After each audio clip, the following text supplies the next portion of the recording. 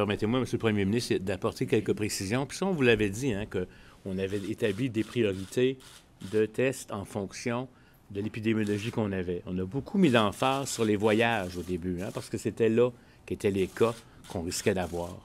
Maintenant, on va mettre des priorités différentes, comme l'a dit le Premier ministre, notamment les travailleurs de la santé, etc., parce qu'on veut s'assurer qu'ils ne soient pas infectés puis qu'ils aient infecté des milieux, etc., etc.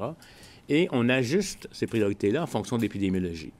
On le sait actuellement, je vous donne un exemple. Avant, quand il y avait un cas qui était un cas de maladie, il y avait un contact avec lui qui développait les symptômes, mais avant de dire que c'était un cas, on testait cette personne-là, parce qu'on était au début.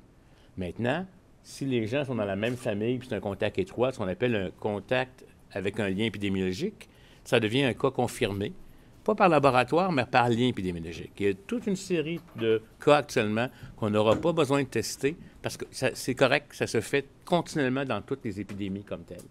Et donc, on ajuste ces priorités-là, et ce sont les directeurs de santé publique qui, en fonction de leur territoire puis de leur épidémiologie, elle peut être différente en Estrie de Montréal que sur la Côte-Nord.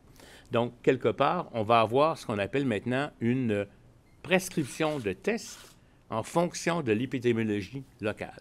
Fait que ça se travaille continuellement comme tel, et avec le temps aussi, là, on n'est pas là, mais avec le temps, quand on aura des tests peut-être commerciaux, qu'on peut avoir le résultat en 24 heures, on va peut-être même se mettre, tout dépendamment où on va être dans la courbe, à tester du monde qui va être asymptomatique, mais qui, en somme, sont au début, parce que là, on veut voir s'il reste encore des foyers de potentiel.